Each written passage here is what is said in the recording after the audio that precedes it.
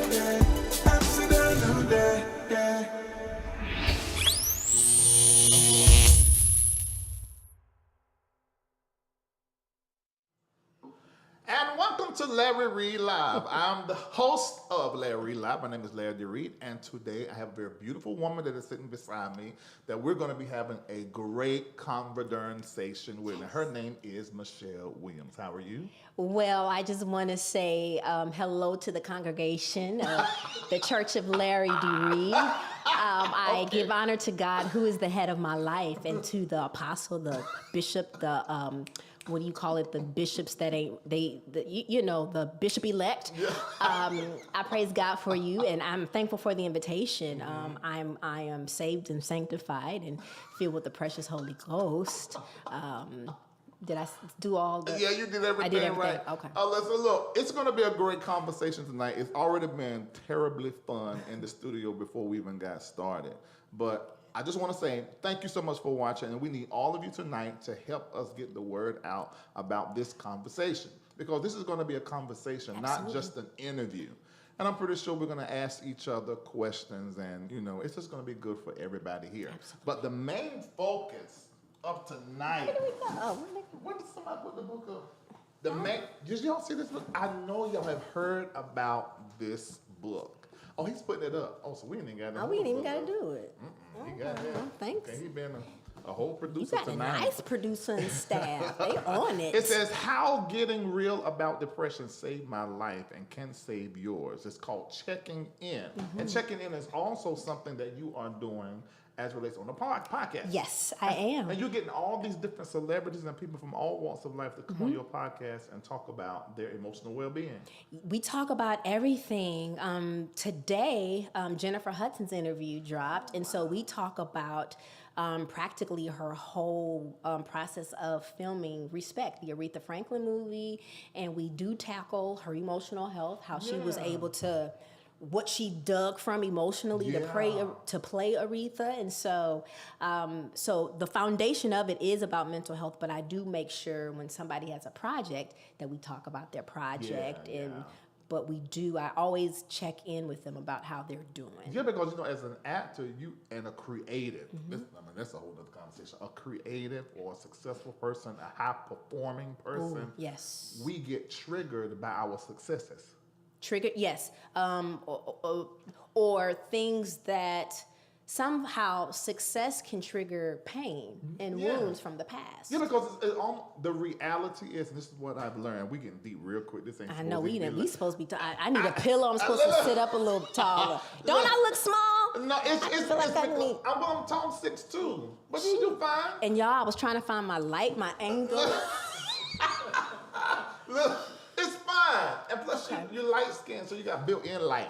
The black people still need light. Yeah, but no matter what. You got the light. You okay? No, y'all don't believe that lie. No matter what complexion, black people, we need light. Okay. You said who taught you that? Oh, Diana Ross, Divas Live years ago, told us to find our light. Okay. And so I've never forgotten that. Find the light on the camera. That's your eye. Which one's my camera? I'm gonna assume that could be my camera. Yeah, when we cut to that, this is the main camera. See, find the light. Right. If the red light was on, I'd find that light. But most of the time, I use it to find my light for my cheekbones. They gonna say, Lord Jesus, she's crazy. We know they're gonna get to see that you are a real down to earth. Yes, sir. And I don't want to use this word, but help me find another one, because if I use this word, it may put age on you. You're very young spirited. Wholesome. Why, thank you. Oh, so you okay with that?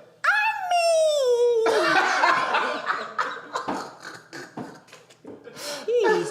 People think I don't want no one to think I'm a prude or that I'm perfect. No, you don't. No, I haven't found you to be that. You're very wholesome. Because they're in the closet. Yeah.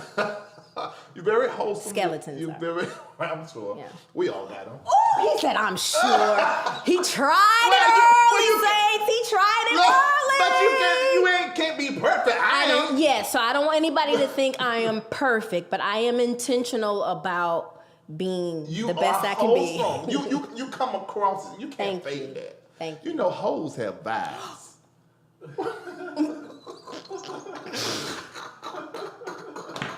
Mama, you know my mama's watching from Rockford, Illinois. Hey, Mom.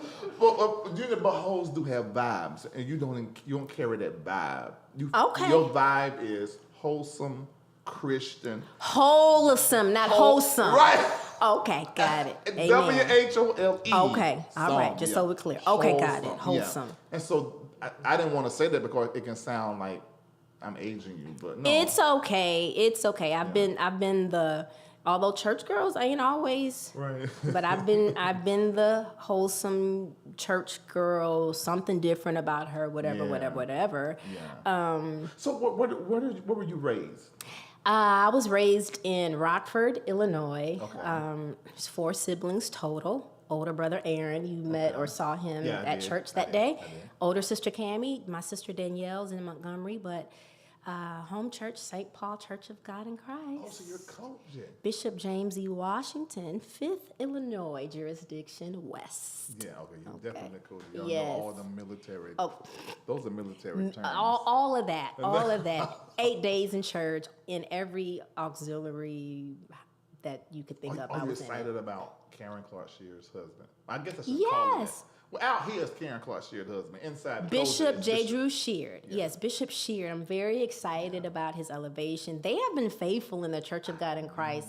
I'm 42, so 42 years for sure that they have been faithful in the Church of God in Christ. So I was happy for them. Yeah, that's great. I think that's great. That's wonderful.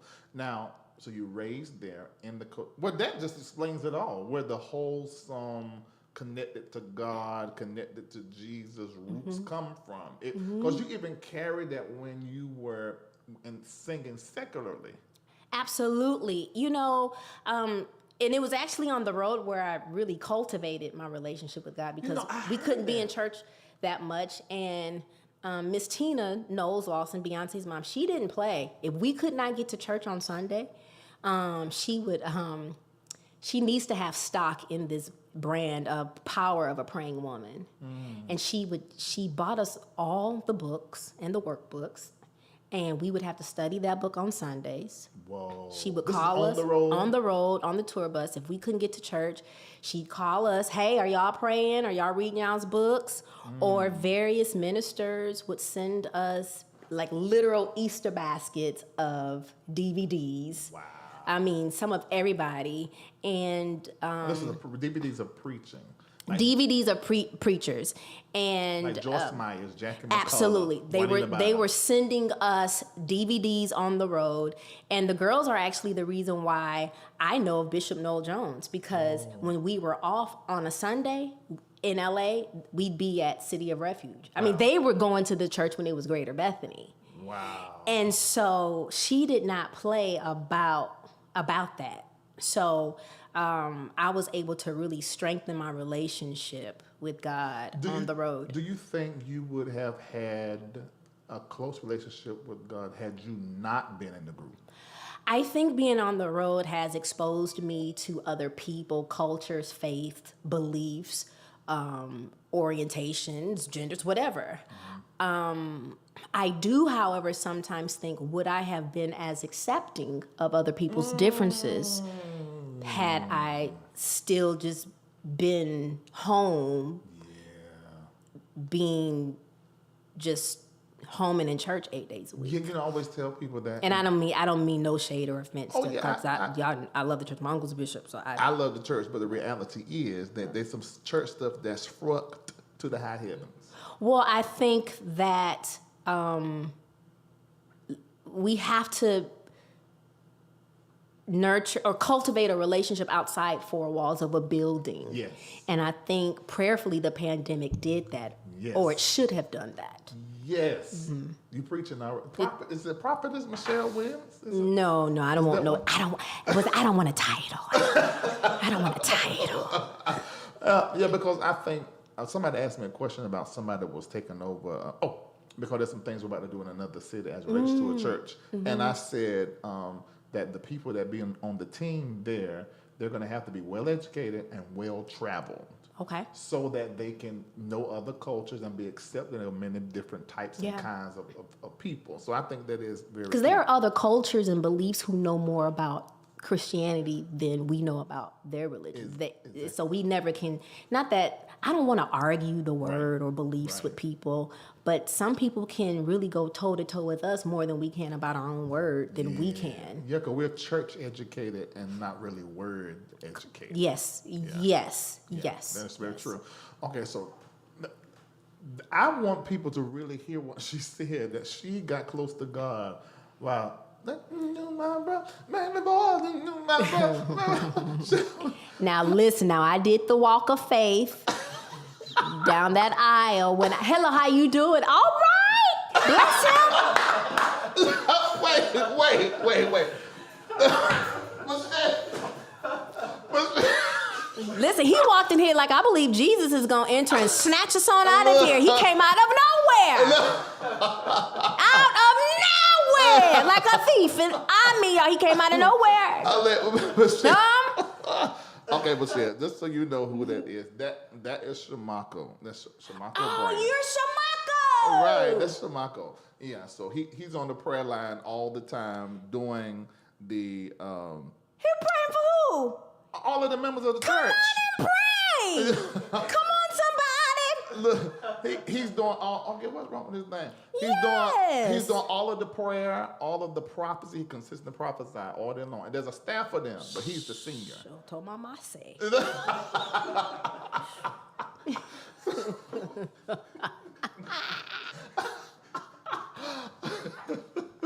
Okay, so. Why y'all laughing at me? So you are silly. We checking in. Yeah, we're checking in. But okay, y'all are really getting to see the real Michelle Williams who loves to laugh and have a good time. Okay, so all right, so like the very first time we met, we were at the church, and she came in, and I just happened to. First of all, everybody was at when you walked into the church, the whole section over the preachers I was sitting in, everybody like got stiff and like tried to fix themselves. Why? And I said, what? I noticed that and didn't notice you. So you would come around the corner, and I was like, why is everybody not looking? I said, who's looking? And I looked, and you came, and we locked out like, hey, it's like we first met. Mm-hmm. But this is her personality. Very nice, very kind. Yes, so let me ask you this. You're in the bus, you're getting close to God, you're out, you're singing. Mm-hmm. Now, you actually replaced somebody. Yes. Okay, now how was that? Ooh, I was following instructions. I got a phone call about a situation as it relates to Destiny's Child to come on into Houston to have a meeting. And I don't even know if I was supposed to be a permanent member. It was just to fill in, every now and then. And I was like, oh, that's good, because I was like, I can go back to college. And I was fresh off the road with Monica. And I said, okay, so I can still go to school, because my mom just really wanted us to go to school, And so I said, well, okay, I can be an alternate member and go to school. And I remember getting a call about flying out to LA to film the Say My Name video. Whoa. And I was like, what am I gonna do? Because I was supposed to be shadowing the county coroner to see an autopsy. Because my major was criminal justice and minoring in sociology. That was my major, criminal justice. So I wanted to go into forensics. So I had a choice to make. Do I go to LA to film the Say My Name video? Or do I go on down the road to the Winnebago County Coroner's office? Because I wasn't supposed to be permanent. So I was like, okay. Oh, okay. So if I was supposed, because it was the same day of going to the autopsy or getting on this flight. So I was like, well, we can always reschedule the shadowing of the coroner for this autopsy. So go ahead on out to LA.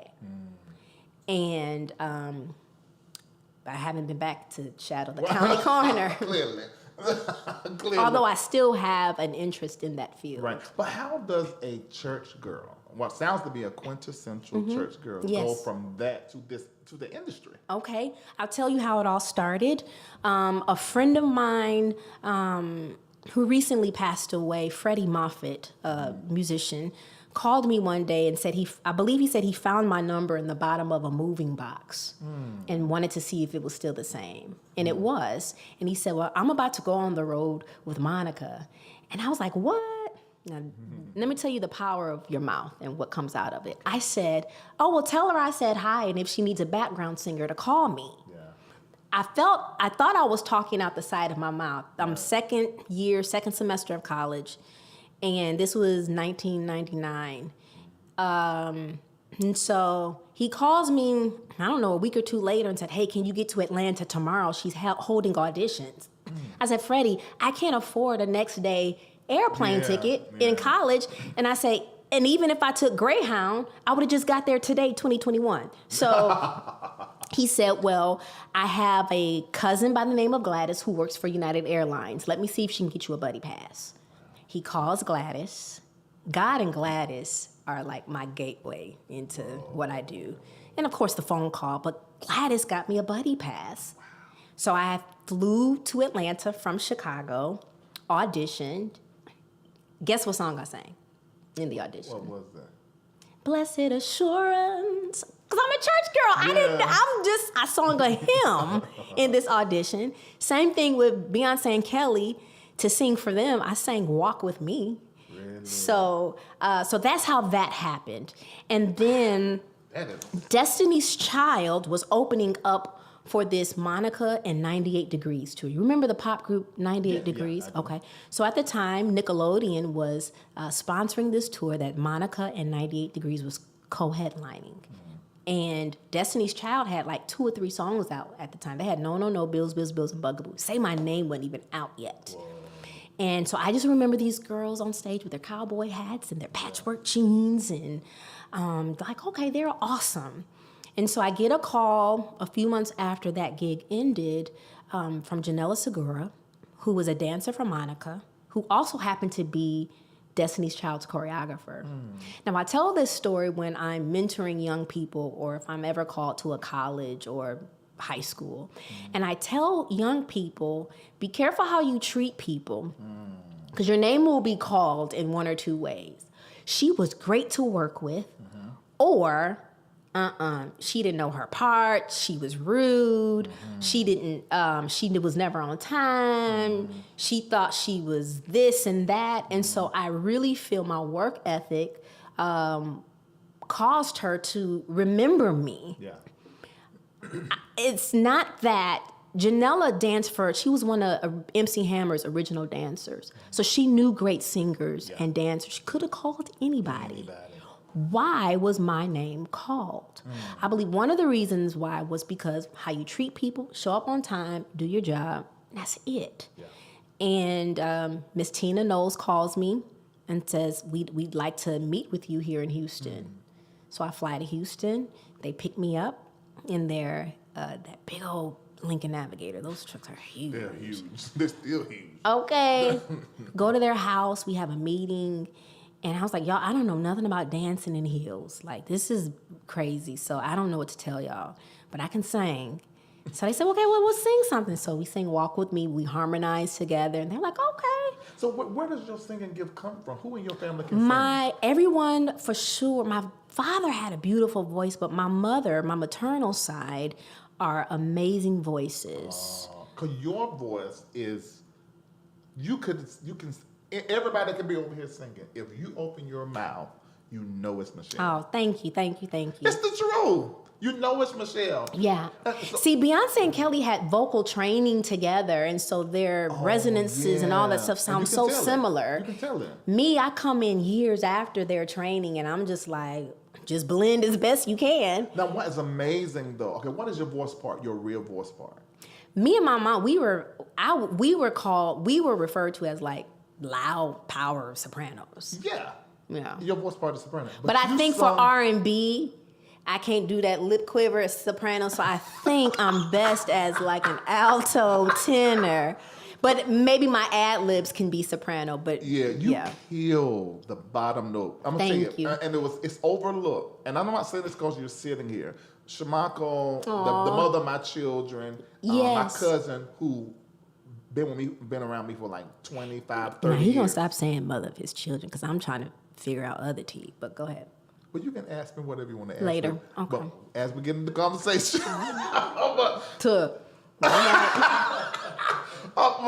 but they know. I always say, I said, did you hear what Michelle is doing? There's another female group where the bottom note is overlooked, and that's Twinkie Clark.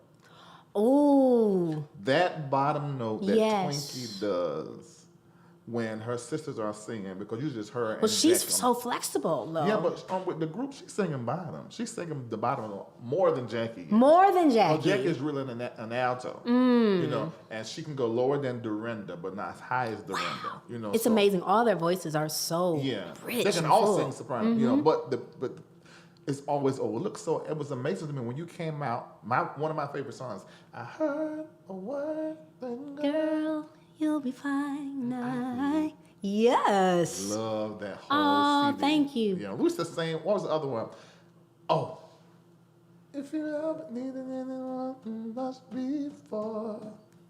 And I think that it be Jesus. Oh, have you ever needed anyone? Okay, yes. God, I love that song. Yes. That was the second gospel album. Yeah, well, see, I know all of it. So it don't have anything to do with you sitting here. That was stuff I listened to. I rehearsed with my background singers to teach blending of voices. Really? Yes, and I never knew I would have an opportunity to really ever tell you. Amazing. Yeah, Thank you so much. It's very true. So it's not like made up. Yes. Yeah, so I always thought that. Now, as you came into the secular arena, it's like all of the media, everybody, the fans have trouble accepting you because you were new and you were the replacement.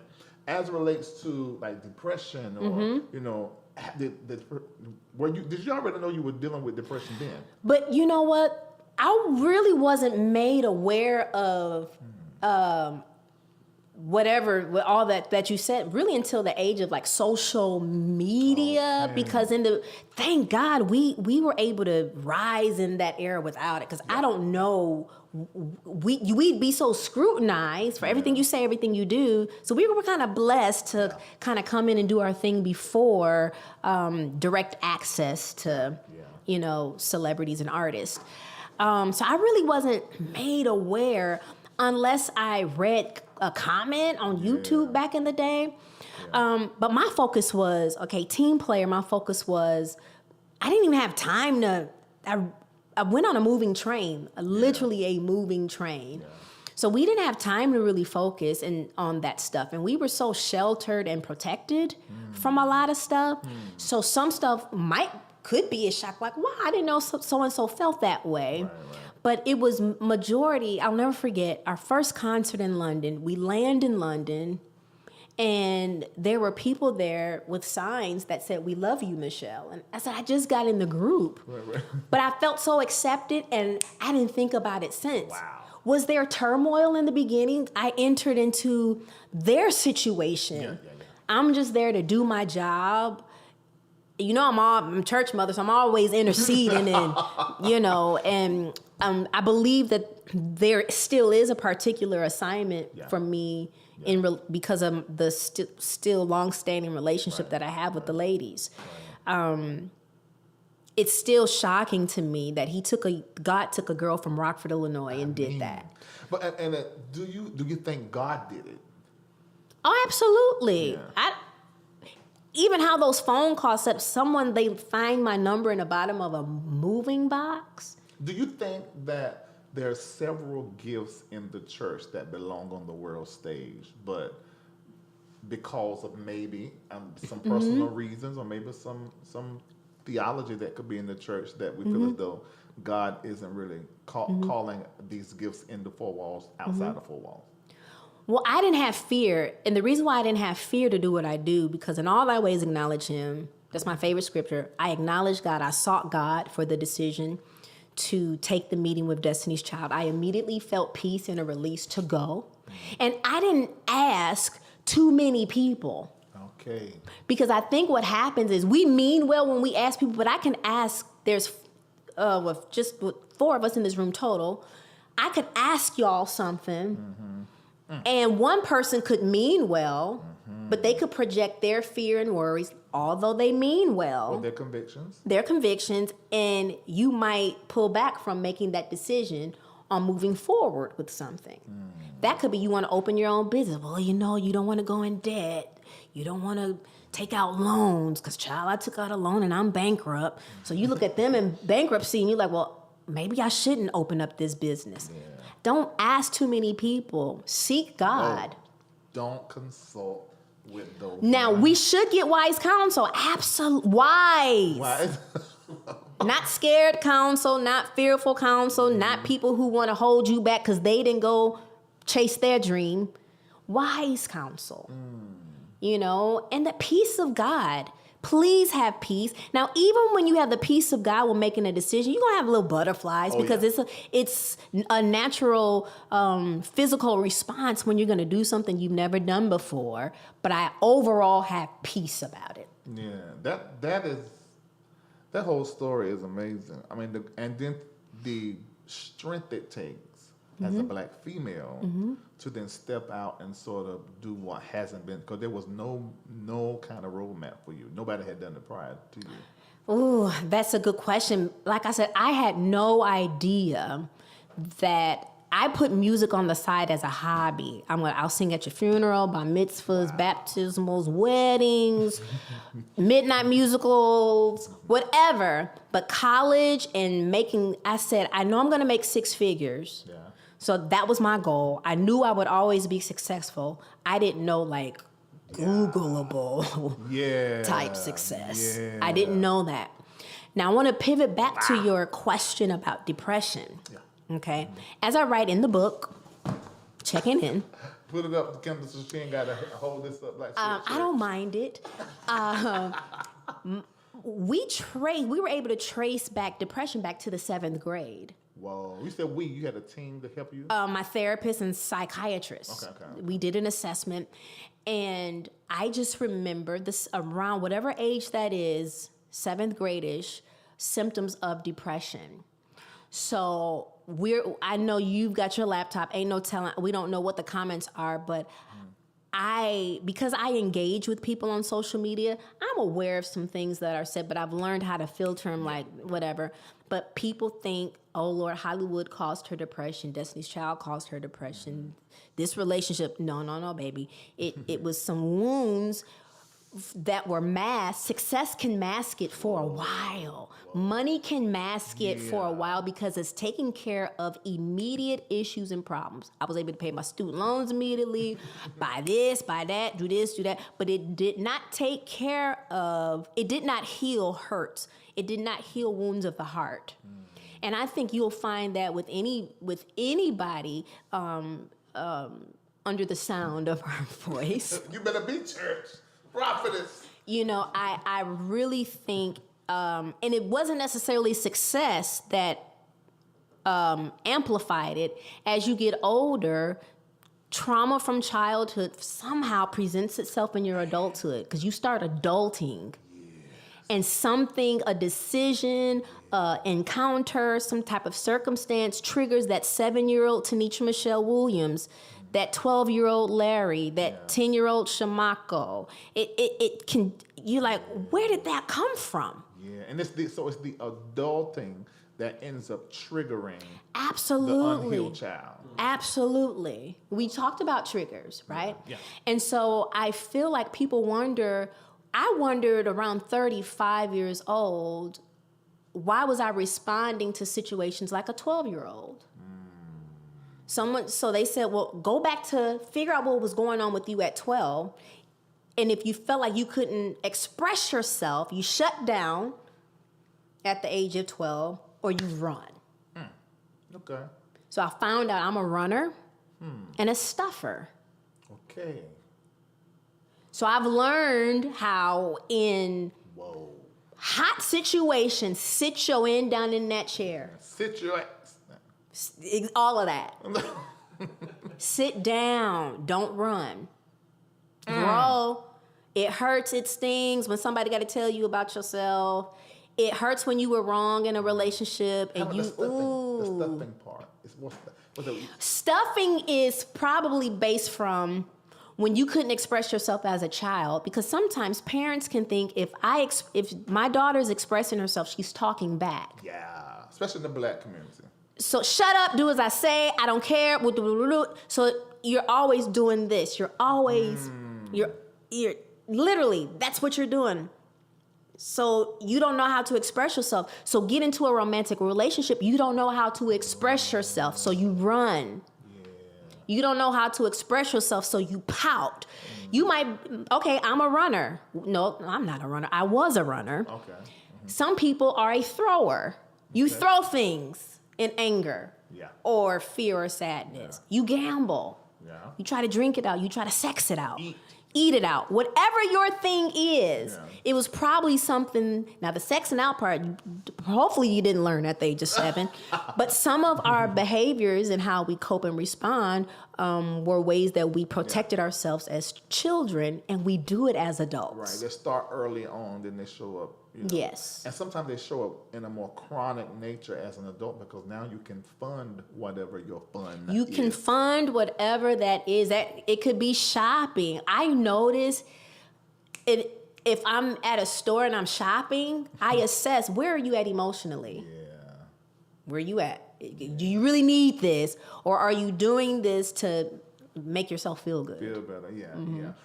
And I don't think there's nothing wrong with rewards, but we talk about... Nothing is wrong with rewards. I worked hard this year for this book, so I have treated myself, yes.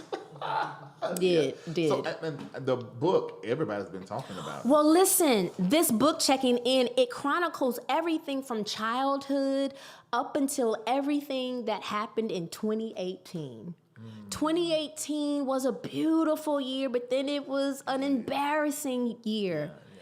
You know, I moved to LA. I'm rehearsals for Coachella. I'm saying this in chronological order. Rehearsing for Coachella, I get engaged. All right, we do Coachella.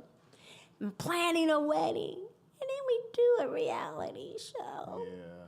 And then nervous breakdown in July, psychotic breakdown in December of 2018. It was like, who are you?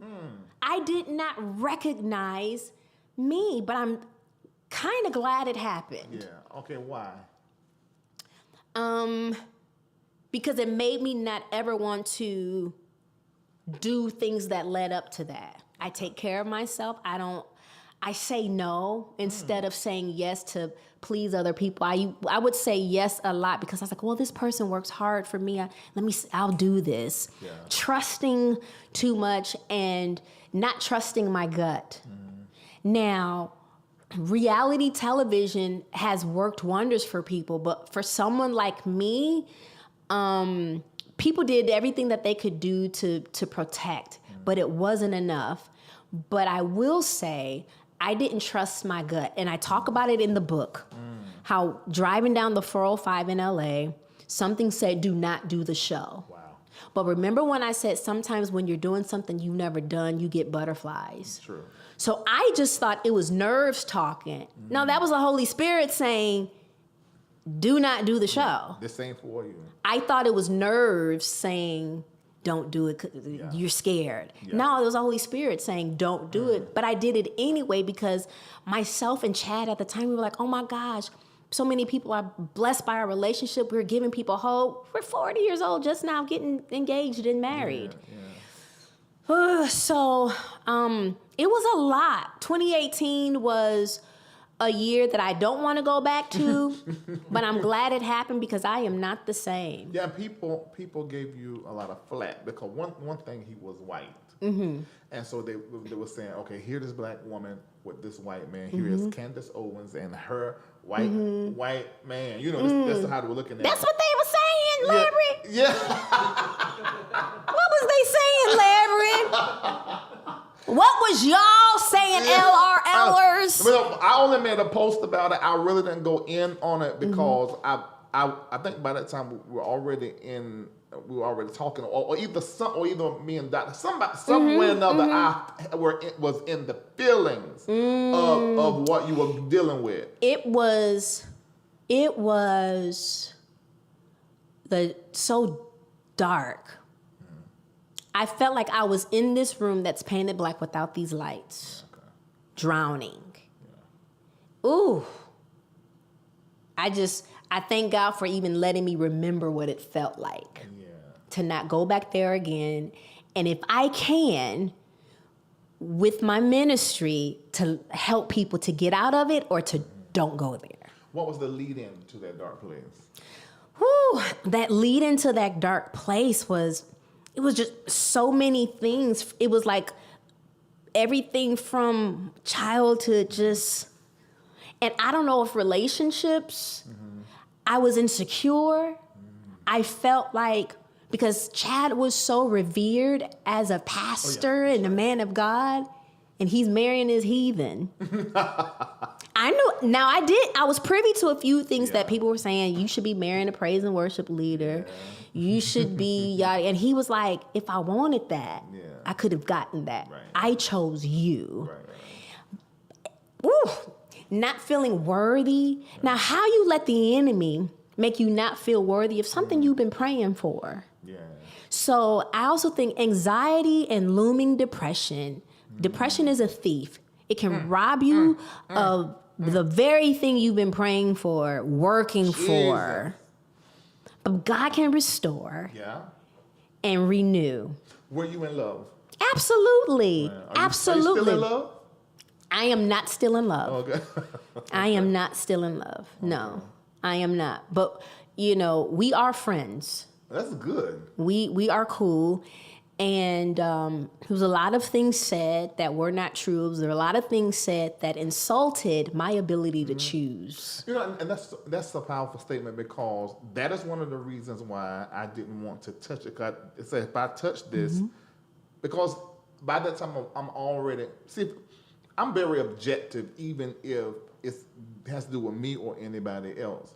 But when it comes to certain things, if I feel like I'm going to be too emotionally concerned, I won't even discuss it. It won't become a topic on the show. So I think I posted about that, but I don't remember really going into a deep conversation about it because what I knew surrounding it, I said, now, if I do that, that's going to insult her and make it seem like she didn't know no better and what she was doing. Yeah, that's not true. I believe, even though men that I dated in the past that I might have brought around my family, we just didn't work out. They're still good men. Okay. All right. Some might have been a whore, but you're still good. But I felt like my ability to choose, and I'm very protective of who I bring around my family. Right. I operated like a dude when it comes to that. Wow. I'll tell you what I mean by that. Men don't bring women around their family unless it's a possibility. Yeah. I'm feeling her. What y'all think? Yeah. Okay? Yeah. That's the way I was with men. Right. And with my ex-fiance, many people told him, you must be really special because she don't bring nobody around. And that is true. You don't even get in my car. I'll meet you there. Yeah. You don't come to my house. Yeah. I'll meet Now, being that you have because this is the downside of success and also maturity and personal growth. You make yourself elite to where a lot of people don't match you where you are because you have a lot of emotional intelligence. Because you've dealt with depression, you're emotionally intelligent. Most of us are not. Most men are not. We're not emotionally intelligent. You Most think of us. so? I'm a whole nigga sitting right here. I know. I'm tell you what I know. Okay. We are not emotionally intelligent. Okay. Our intelligence comes way later than you guys. Okay, I see what you're saying. We ain't even really clear on what we really feel in our chest and in our stomach, except from a sexual urge. Like when I was married to the mother of my children, we were married for 18 years. Now, what we gonna do about that? Now, somebody's eyes be twinkling and stuff when they around. Like, what's going on? God won't say yes. Oh, yes. No, but it's just we're friends. Did we harmonize like instantly? Okay. But we're just friends, good friends. Her daddy gave me to her before he died, and I was close to his mom. Is she here? I don't want her to rush in here and beat me up for saying that. Is that door open so I can run? Let me trying to get my route. Look, if she got something to say, she gonna run in here. But the thing is, we're friends, and that's where it's at, and we're good friends. I got her back, That's and good. I believe she got mine except for that one time. But she Checking in how getting real about depression saved my life and can save yours. So with that being said, what I want to get to being emotionally intelligent, how are you, Michelle Williams, going to date? You are Michelle Williams. That's Destiny's Child. That is, the gospel artist. I mean, Stellar Awards was taken to the next level that year because only Michelle can get Beyonce and Kelly to come out there. Those are my sisters. Yes. So how will you do that, or are you doing that? I will say that I need to get out the house because what's the meme that says he's not gonna like knock on your door? Okay. So I do need to get better. Well, I mean, with this pandemic situation, we'll see. Sometimes I wonder. I don't want to speak it, but I just wonder: have I gotten so used to being on my own that I'm okay? Well, let me ask you. Well, mother! I'm married to Larry Reid. Be healed. Which is He always gotta say that one time. Be ye, I'm well. How are I was you? singing that song the other day. Come on. I love you. Come on. Queen Mother done walked on in. Yes. It's so good to meet you. It's a pleasure. It's an absolute pleasure. Y'all so wonderful. Yeah, no. So the thing, but that's how we remain friends. I mean, because she's a good person. Yes. And just like you, she was raised in the church a certain kind of way. So yeah. that makes a certain kind of person. Yes, sir. And especially makes a certain kind of a woman. So I'm just wondering, I'm like, God, how is that even gonna go? I mean, but I know God is able to do all things. Yes. But that's a lot. Okay, so triggers. Because a lot of people that are watching may be like me. Michelle, I didn't deal with depression to my knowledge until it was 2017. Wow. Okay. And that was after me and Lisa had separated and divorced. Okay. In March of 2017, we divorced. Okay. And so the kids went with her, and then I was on my own. At the Okay. same time, Yeah. I was moving out of pastoring traditionally after 20 You had a years. lot of transition, a lot of loss. And I lost my job. So, A lot of loss. Yeah, because see, I went from being a regular pastor, which came with 6 figures, to doing entertainment. Everybody was like, peace. I lost that. Then my kids, lost them. Then I lost my marriage. All at the same time. And then everything that went with it. All of the employees, the team, all at one time. So that's when I dealt with depression, and it was suicide. It was dark. At that time, what did you know to do because there are people who don't know what to do. What did you know to do? And I want the real. Oh, I'm gonna tell you. Okay, what did you know to do at that time? For me, the only thing I knew to do was pray. Okay. Mm-hmm. And I kept praying until it felt like I was praying. I was really talking out of my mouth. Yeah. Really, Yeah. I was just speaking it out. I was saying, I don't understand what's going on. Am I okay? Have I missed God? Because I had moved to Atlanta like almost a year and a half prior. Okay. Because God told me to. So I'm like, did I miss God? Did you? I lost everything. Yeah. So I just started talking. I started talking out of my mouth, and I would talk. And I remember the conversation that really got me back into prayer. I was praying the whole time, but it was a different kind of prayer, more like just talking. But when I got to the point to where I said, now today, I'm going to kill myself today. Today is going to be it.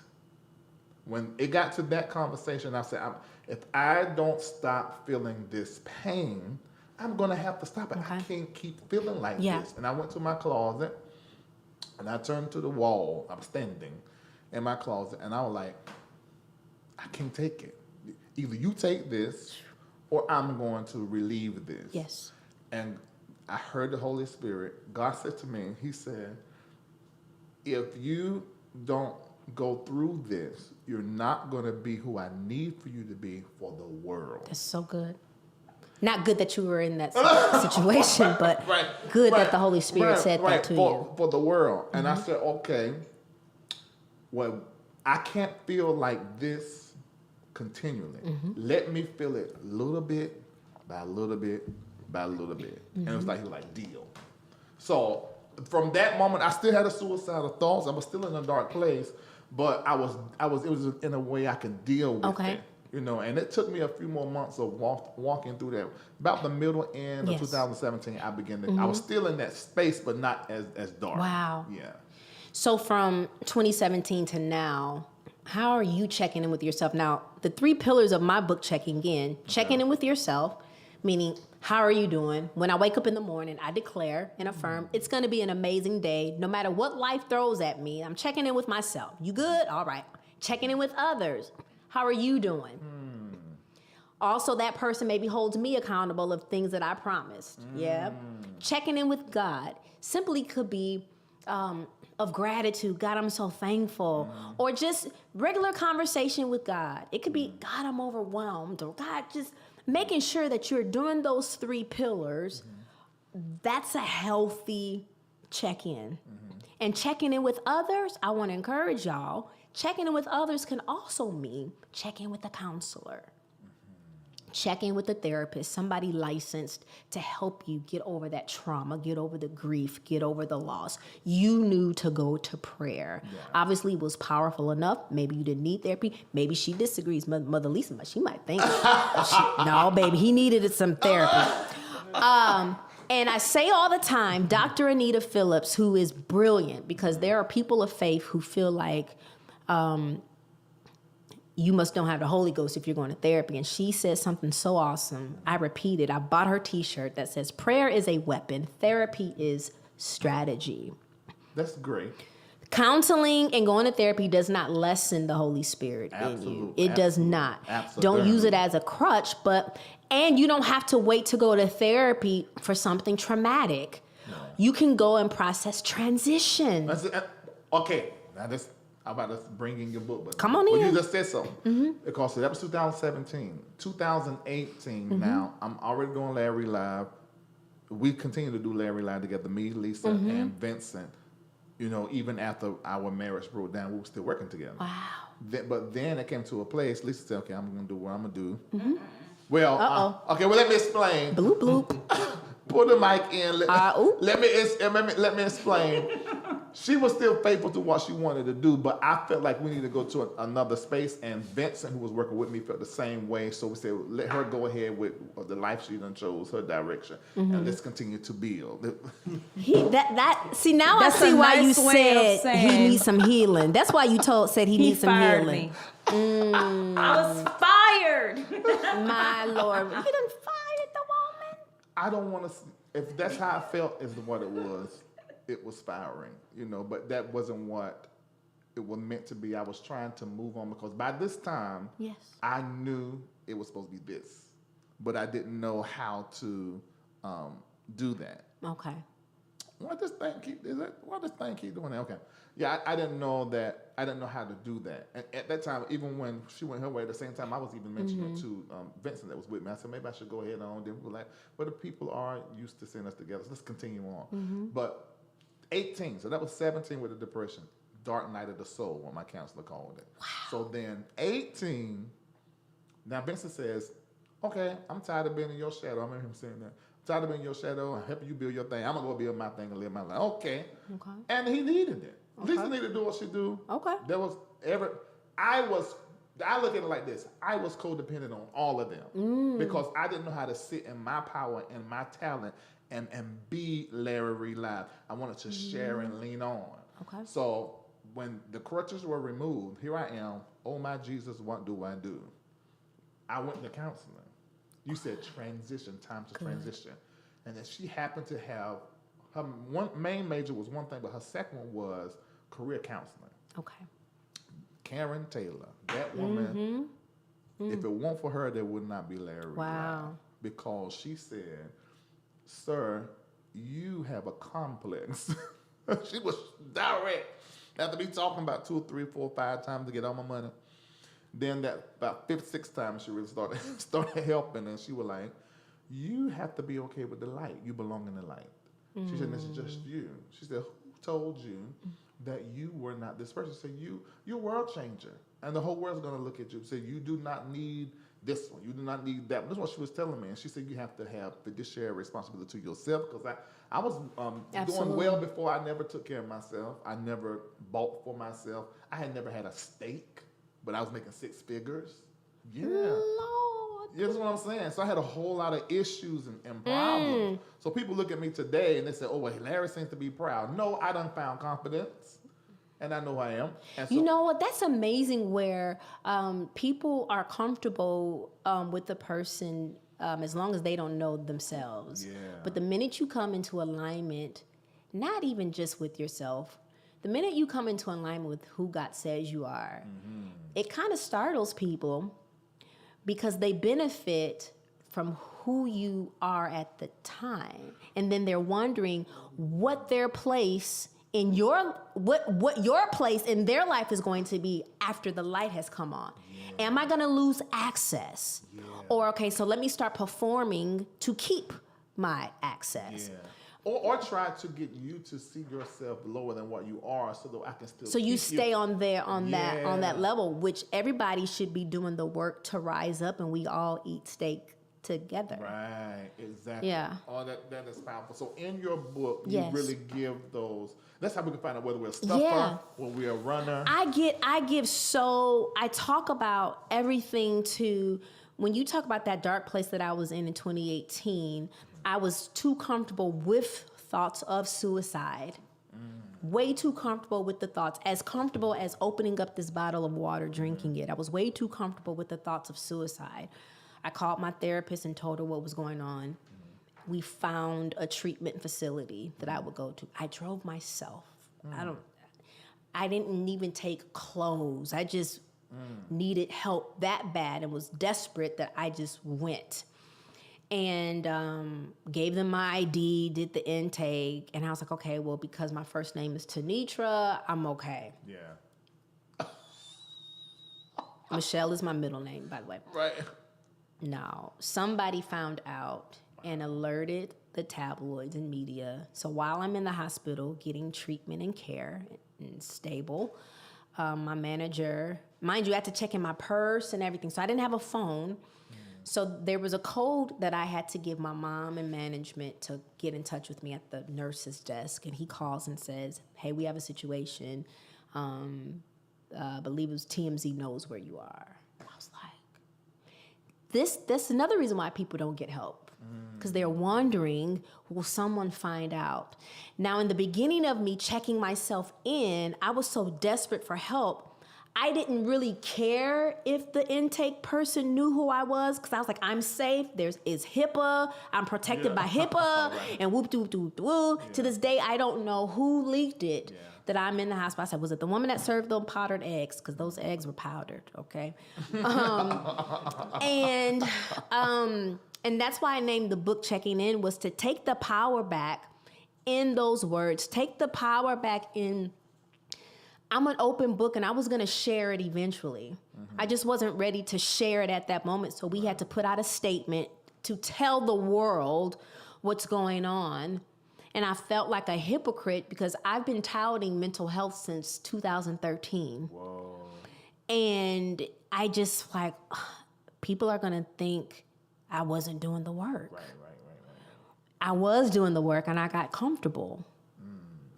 Life is going good, all is well. And I think I was talking to somebody today about how hopefully the pandemic helped us with new habits and new routines. So from 2018 to now, I have been doing those 3 pillars of what's found in the book. So it's very practical scripture. So the checking in with myself, others, and God, that's been what I do every day. So you said you got comfortable because life was good. I think I would that's say, key. yeah, and you do your little patty cake prayers, but you're not intentional Right. about time with God. Yeah. Okay. And that is, I think. And that is- not even really caring and checking in with yourself. Yeah. You're on autopilot. But see, high performers do that. Yeah. And that's what I am. I'm a workaholic, busy holic. Well, now you're going to check in with yourself every day. Yeah, I do better with that. I can do. I'm taking. You can this, do better. And I'm taking this Okay. as okay, Larry. Make sure you hear what Michelle is saying. Mm-hmm. Here is a little drop to remind you to make sure that you To remind yourself. Wait. I am going to check. Michelle, you ain't got to put that up there. We got things that's going to come on the thing. I want people to know I came with a inventory. Yeah, but this is this is for patrons. These people out here, LRL, we are not giving it to just in the beauty. No, all of these are going to be acquired. I'm going to sign them too. Oh, please. Sure. For the MBN network. So you're going to sign all this when you leave, right? Yes. Okay. And I didn't want, I'm sitting here, and I didn't mean to interrupt you, and I'm working. Look at here, you're doing really well. Oh, this is not, it's red inside. Won't he do it? Listen, I am glad to hear you share all that you're saying, and prayerfully the LRLers and people in Patreon, they are going to take, what done ran across here? What fluffy dog was that? And why he ain't in the cage? He came in here like the young fella did. Won't you put that dog up? So sweet. I can't stand that dog. Listen, that I just saw something go shroom. No, seriously. For our community, Black people, brown people, people of faith, church people, how are we really doing with our mental health? And I want us to make it inclusive the same way we do with our physical health. We put mental health over there. We put psychiatrists, psychologists, and therapists over there, but we lump our OBGYN, our cardiologists, our general practitioners over here. No, matter of fact, your psychiatrists and psychologists, some are next door to your cardiologist. Not literally next door, because they all have their own floors, right? Meaning some of them, they're in the same medical system. Right. So I want us to really, like I said, and don't tell people you don't have enough faith because you're depressed. Well, if you stop with so-and-so, now some of our decisions can play a part in depression. There are certain things I had to eliminate. It's like when you have to eliminate things out your diet, and before you know it, you start to feel better. All right, there are relationships, I wouldn't say that make you depressed, but they just make you not be the best that you can be, and they might block you. Maybe God is withholding something because you won't let something go, because you trust in that person more than you do God. And it's always about them, as it can be about your relationship to them. Yes. So I just want us to really, really check in with ourselves. I really want your folks to know that I love them, and I want to check in with y'all and really ask you how you are doing. And if you're not doing well, I think going to our pastors are okay, but every minister is not equipped to to share with you about disorders. Yeah, that's spiritual of the mind. Now, spirit. Some stuff could be spiritual. Yeah, it can be. I'm learning, what is, and then I'm learning about depression and anxiety also being responses to a spirit of fear. Or depression is a response to loss. Yeah. Okay, you lost your job, you lost a loved one. That's a response. Yeah. Okay, now when it lingers on for too long, then that's something else. You've got situational depression, meaning you lost a loved one, you lost your job. Some people get seasonal depression from about November to March, April. Holidays. You do have, and then you actually do have some chemical imbalances going on. So I've learned so much on this journey, and I am making it my duty and mission. I know we've laughed and we've talked about a lot of things, but I really want people to get in the habit of checking in. I mean, it's clear about what you're doing. You can't go on your IG, listen to you talk, even today. You can tell your passion is the concern of how we're doing in our head and in our head, our hearts, healing. Yeah. I would say the level of life, the quality of life that we can live if we get just an ounce more of healing. Work on it. I was saying the other day, healing does not feel good.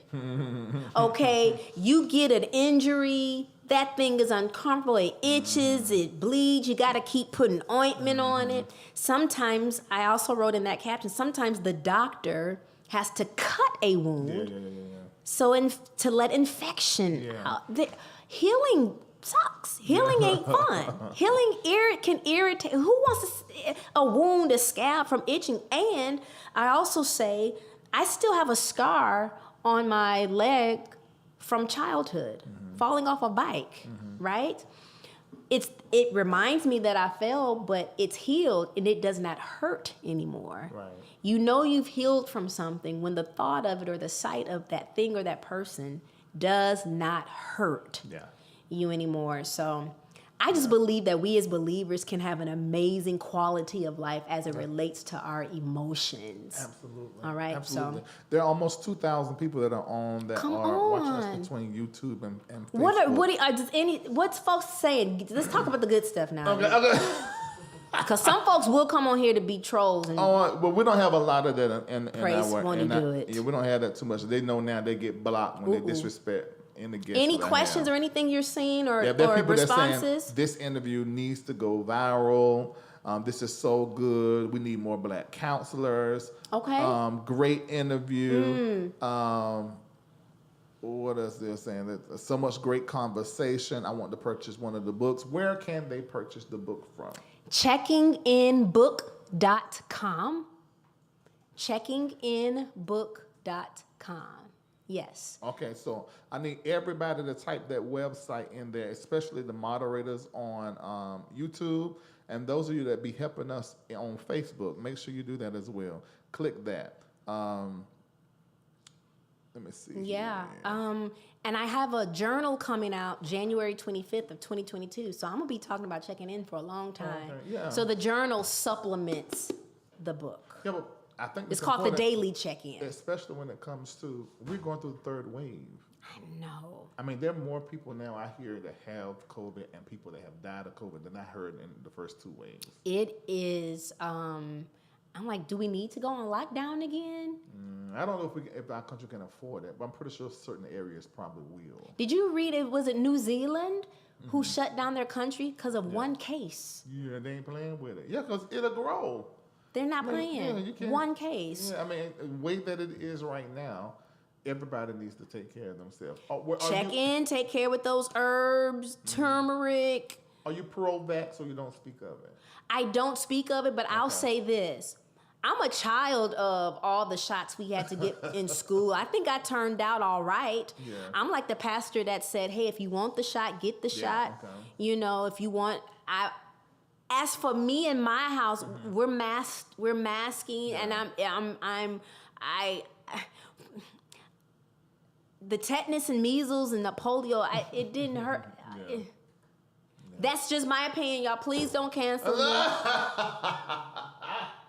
You won't get canceled for that. You just never know. That's why people don't speak on Yeah, stuff, because even when you have a great posture and great intent, it still offends people. We're in an hour where everything offends. You right now, but you're not making the baby statement. Oh, I forgot to mention Bishop Jordan. Oh yes, my spiritual pappy. I call him the Arch. Come on. He Bernard told Jordan. me 15 years ago or so that I would write a book. And I was like, what am I write about? Yeah. I didn't. Nobody wants to hear a memoir of a girl who was in a successful pop group. Right. Baby, life kept living a little bit, and I had to eventually. There's a story to tell. He also said that I would go back to school. Wow.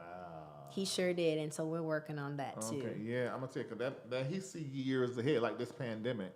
There's a book that is called Written Judgments he wrote. The last copy is in '97, and he chronologically explained this COVID-19 pandemic about the schools shutting down, the mask wearing, where he mentioned Wuhan, China, and we talking about before all of this happened. Wow. Yeah, it's crazy, So he's my mentor, and he's been a blessing Yes. huge blessing Yes. to me. Yeah, because Yes. I didn't really know what I was doing when I first came out here. And then when I got hold of what I was doing, I said, okay, I'm just gonna be on my own. Then he came and said, I get what you're doing, and he sort of began to mentor me then. Aren't mentors just life changing? Yeah, We all need one. a coach, mentor, counselor, you need all them. We need all Yeah. of that. Wow. Well, you said the Patreon. I just want them to see that I'm signing their Yes, book.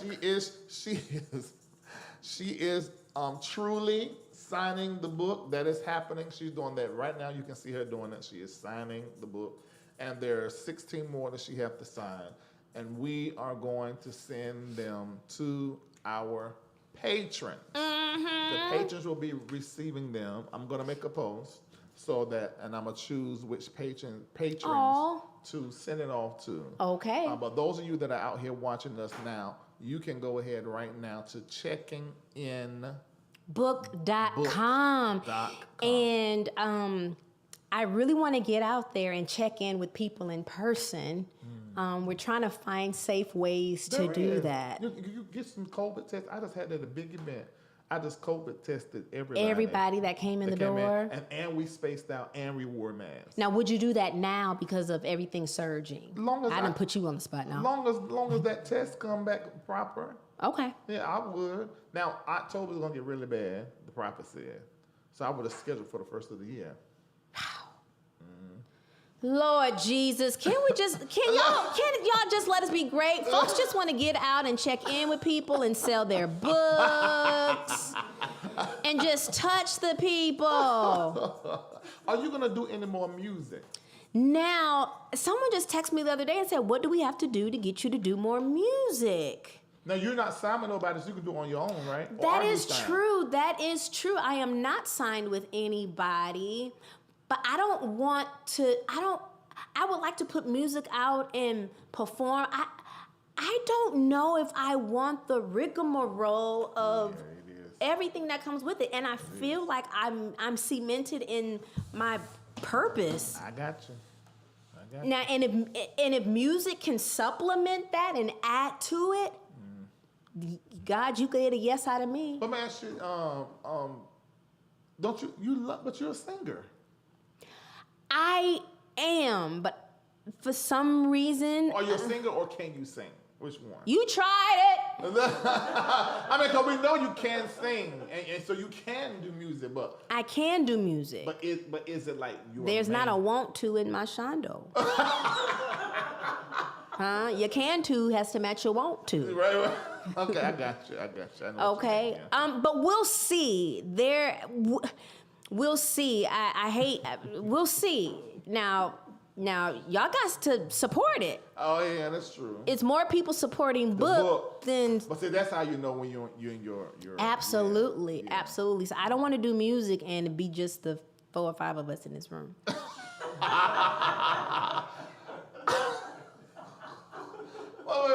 Michelle, Okay, what if the Destiny's Child concert, we got to do one more song? Mm-hmm. You'll do that? It's not even about that, more so the fun we have. Yeah, y'all have fun. Oh my gosh, we have a blast. Yeah. We have a blast. Yeah. So of course, and I have to say, and it's not because I'm so attached to it. You keep right on saying while you're doing it's not that I'm so attached to it, because he's like, you got to get out my house after you got to sign this. No, I got to give it to the pages. It's not that I'm so attached to the thought of Destiny's Child, more so than I'm like, we have a blast together, but I haven't heard the Holy Spirit say, let it go. Yeah, I got you. So it ain't over then. Y'all gonna have to do something. I've heard him tell me before to let stuff go, and I held on to it, and heartache ensued. Yeah. You know? But in this case, I have yet to, and I believe that relationship is divine, and there's purpose in our relationship. And so I believe until God calls all of us home that we not going nowhere. Now, if they call you back, you're going to stay on your feet and not fall. You tried it! Haven't I stayed on my feet every other? You going to make me curse! Do you know, Larry? Everybody has been. And first of all, I need people to stop saying she's so clumsy. I fell one time. You ninjas have to stop. That's like causing PTSD. That's probably why I ain't gonna do no music. Y'all gonna hear me talk. That's it. Yeah, it was only one. I don't know if it was only one time, but I just saw recently. You know I only fell one time. There is no evidence of me falling any other time. I fell one time. Oh my gosh, it took me maybe, that happened in 2005. It probably took me a good 12 or 13 years to watch it. Really? Mm-hmm. It was bad. Why you have to go and say it? It's just like the devil. The devil will whisper your past. What you say? Did nobody tell you little red shirt over there in that corner? And then he gonna say, and you bet not pull it up. And he gonna say, red shirt, 106 in Park. He's 106 in Park. He's like the enemy. When you've moved on, the devil will come and just whisper. He's a little gnat, like a little irritant, just flying. 106 in Park. Nobody ask you. What if I ask you about your past failures? And your shortcomings? Oh, but grace. I give people grace. I need people to give me grace because I might fall in another area, not necessarily physically on stage, but give me grace. And it's 16 years old. But shit, I didn't mean to hit a nerve. Well, you did. That's a trigger. Are we still live? Yes. It's a trigger. I didn't know. Exactly. I didn't know. Exactly. Time. I didn't know. The Holy Ghost said time. I didn't know. He tried it. Will I stay on my 2 feet? You know how many people? Robbie Williams has fallen. Usher has fallen. Madonna has fallen. Y'all know this is my trained answer. Madonna has fallen. Beyonce has fallen. Kelly passed out. I'm not the only person that has. Kelly did pass out. Come on, somebody. So why do y'all single me out? What is it about me? Come on, let's go there, people of God. Let's go there, people of God. Come on, children. Come on in the room. I need to see comments. Because I ain't got no signal on my phone. Because I'm in the dungeon. What are they saying? Everybody said this needs to go viral. Exactly. Y'all single me out. Single your baby daddy that don't pay his child support.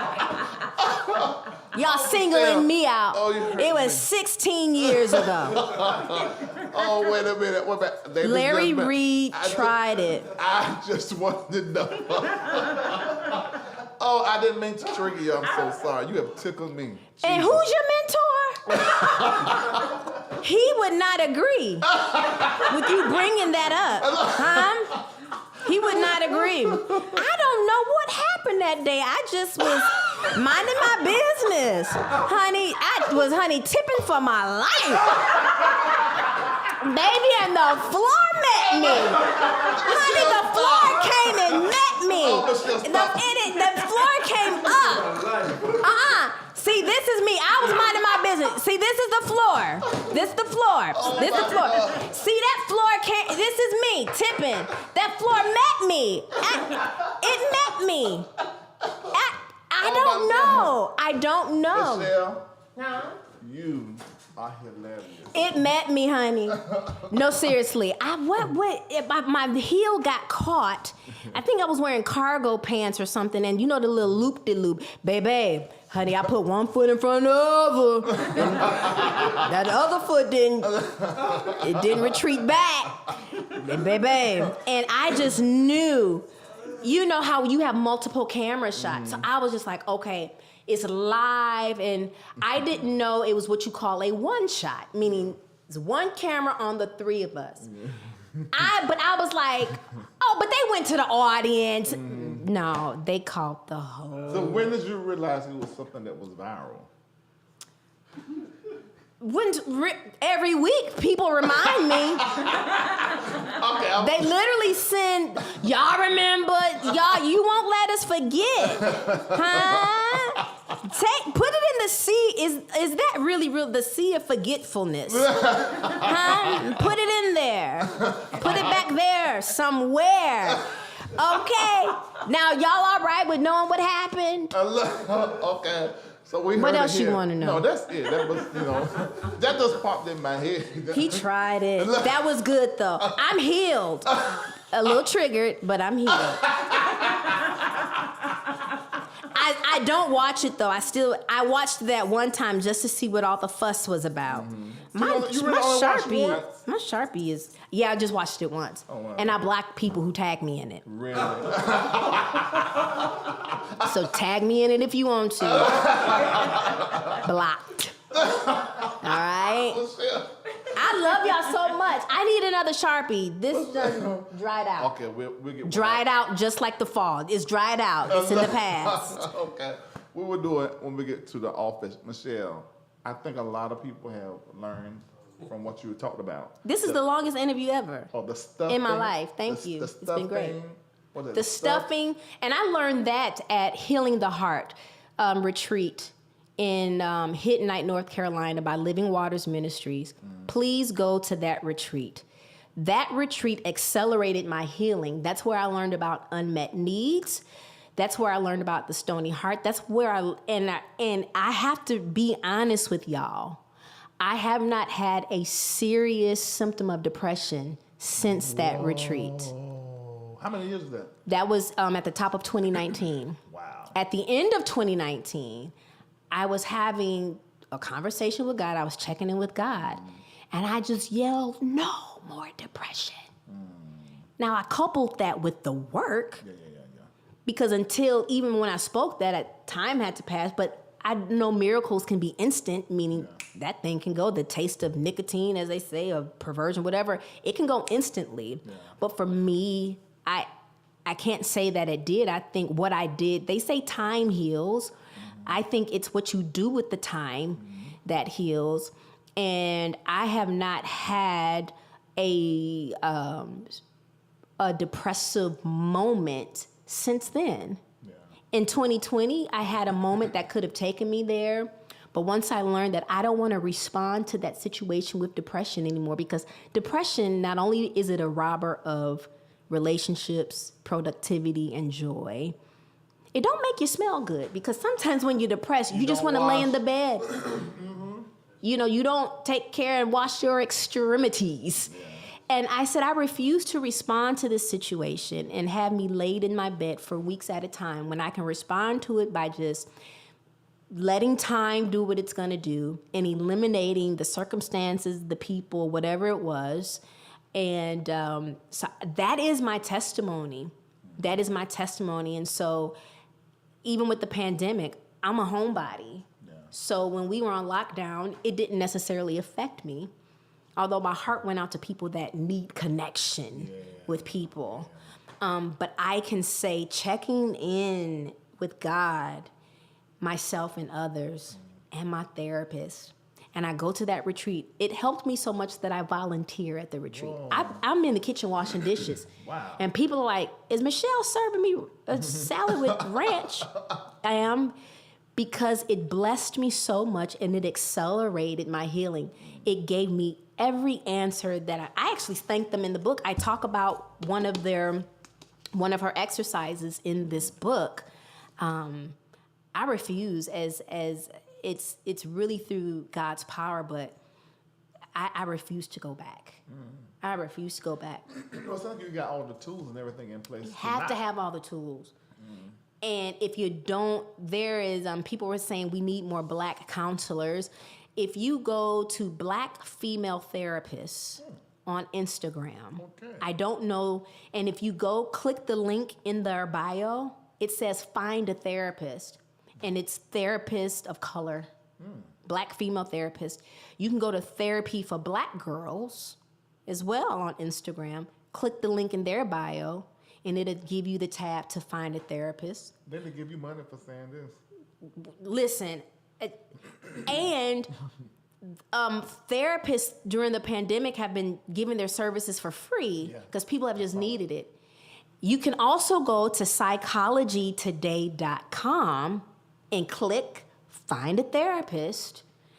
There are some that are private pay, meaning they don't take insurance, and then there are some that do take insurance.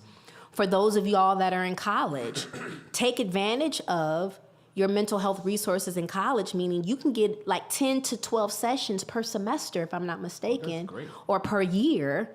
At least that's one person. Even if it's just 12 sessions a year, that's one session a month that you can go and process pain or trauma or transition or fears with somebody. So take advantage of free resources out there. I encourage you, like I said, for those of y'all that are just so heavy in church, that be like, no, as long as I got King Jesus, I don't need nobody else. I'm with you on that. But I think, if I call a physician for a headache, why can't I call that same different type of practitioner for a heartache? Yeah, just strategy. You need a strategy. Yeah. All right, I'm done because I'm passionate about this. I'll keep going. Yeah, but I love it. And I know that many of you are watching, and they're putting the links in there. Many of you that are watching, somebody said, I have never enjoyed an interview like this before. Wow, I got to come back if you allow me. Oh, yeah, you definitely can. Everybody said, excellent interview. And, if I was up here talking about you, the stuff that happened and you were not here, people love for me to sit here and just talk about what is happening. My numbers will be crazy, but there are only about 2,000 people watching because you're sitting here telling your story and it's real. And I notice when I do the interviews with the artists, it's never like my normal numbers. But I'm not about the numbers. I'm more so about making sure that I'm talking to someone is really getting something out of these interviews every time I do an interview. Well, everything can't be about everything that you have to talk about of what's going on. And sometimes interviews like this will not have big numbers because it's like, they're talking about depression and mental health. And those people that turn away from it are really the ones who need it. But I'm thankful. Aren't we thankful for the ones that stayed and that were blessed? Yeah. And that's it. Yeah, they were blessed. That's what matters. And the people that will watch this later. Exactly. This will be tens of thousands. I noticed from talking to James Hall last night, from talking to Ricky Dillard and Diedrich and Ty and Vicky and and even Patrice Lovely, the actor. I've talked to these people recently in the last month. I learned from every last one of you. And Oprah used to say that, and she would say that's what made us so smart or so evolved. I get it. When you get to talk to people and they share their story, where they come from, there are little things that everybody has said that I've taken home with me. That is why I find like I said, I am a homebody. But I'm learning, I need community, I need connection. So having conversations with other people, even just volunteering somewhere, I'm like, wow, I'm glad I did this.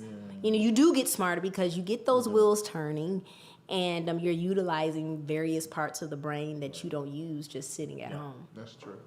Okay. Yeah. All right, you guys, if you have enjoyed this interview, at the bottom of your screen, you're going to see our Cash App, our Venmo, and you know my number's 8. Do you know what your number is, the number that pays attention to you? Everybody's born for a word and for a number. I just know I like the number 7. You like the number 7. Okay, I don't. That's his number. But is that the number that pays attention to you? You find 7 everywhere? No. Okay, well, that ain't your number. Okay, so anyway.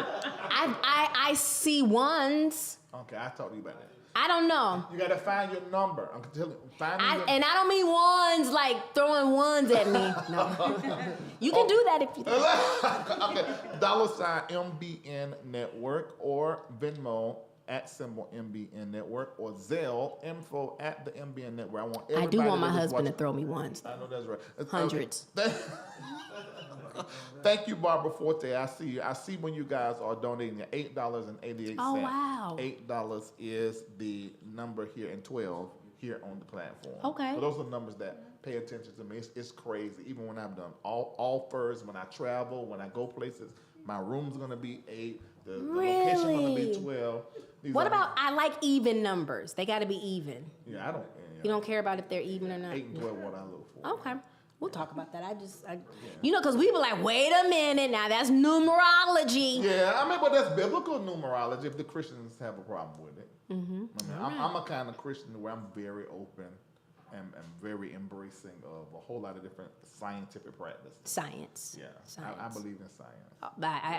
I agree with you on that. There are even people that I know who, because they are scientists, really like what they know about science and religion would shock your average pew sitter. And it will make you feel like you're not talking Bible. It's like, no, you really are. When you break that thing down, when you look at teachers like Ivy Hilliard. Yeah. It's like, oh my gosh, really? Come on. It is Bible. It's Bible. Well, God is omniscient. Omniscient is science, the word science. Mm-hmm. So when it comes to his methodologies, he's all science. But God is greater than Absolutely. science. So he can intervene in science that says you should have cancer and you're going to go into stage 3 to 4 and interrupt that and totally interrupt that. Absolutely. So we know God is greater than science, but I believe in science.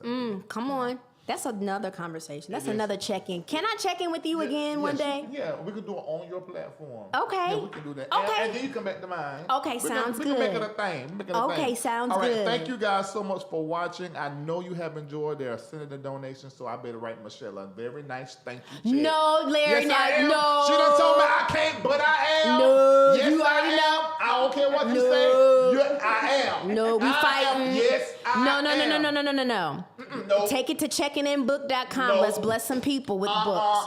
No, this my show is my house, and God taught me how I'm supposed to give, and so, and you was gonna take this check. Buy the baby some dog food. I don't want no That's money her from. dog. I don't care nothing about that Well, dog. be the goddaddy and sow into its life. No, we will be writing you a benevolent check. Yes, we are. To Michelle Williams Ministry. It'll never be cashed. No. You can write it. Michelle, that is not right. Love you. You can't do that. But I do it. But I have to. If I don't do that, that's not proper. Okay. I'm not going to keep you from writing it. Write it if you want to. Write it if you want to. I'm calling Dr. Holly. I'm going to get this in Call your account. Dr. Holly. So into Relevate, until her merge summit she got coming up. Do that. You got to do it. I don't know. You know Holly will ask me the day before. I love her. She helped broker this deal. Yeah, I'm sure. You know, and my podcast, my betting line, my candle line, just making so many dreams come true. She's a great woman. And you're going to take this check. Okay. Thank you. Now, if you don't take it, I'm going to come back Now, and tell Saints, y'all I'm going to she peek lied. inside and see what the amount is. Hey, y'all ever do that? Before you reject it. Maybe I'll get it. No. You No, no. but I have to. I'm saying it. Why? I've been taught by, first of all, Father God, then also But I'm my mentor. promoting. I understand that. Listen, that has nothing to do with that. And we just came to have a good time. I get that. I get this relationship based, but you do not, from what I received from the Lord, you do not allow a gift like yourself to come in and share. Although I know it's the platform, the industry, you're supposed to, this is how it goes. But I asked you to come, and you said, But don't okay. be asking for a check from me when I'm just playing. No, I know you got No, I'm just playing. But the thing is, I have to, because your story, you're bringing all of that gift, all of what you learn, and you're dumping it here, and you're giving it out for free. That's what you're supposed to do. Now, my job is to recognize what you poured out, and then give and sow into He's what gonna you've give done. me a love token, ladies and gentlemen. No tokens don't speak. This is a love. You know when they say in offering. church, we can't pay you what you're worth, but we want to it's- give I mean, you a this little. is your ministry. You said it's your ministry. So whatever your business or ministry name, that's what I'm we're churchy, y'all. Sorry. All right, we love you. I Thank love you y'all too, so and it was a much. pleasure. It's such a pleasure, my friend. Yeah, Thank that's the you. mother of my children. You didn't see my children. I saw your oldest, That was Zoe. and I saw your guide dog. I ain't got nothing to do with that dog. It got nothing to do with that dog. Nothing. Don't like that All with the right, dog. I just want to sit at the wedding. And I don't know what wedding you were talking about. I just want to be there.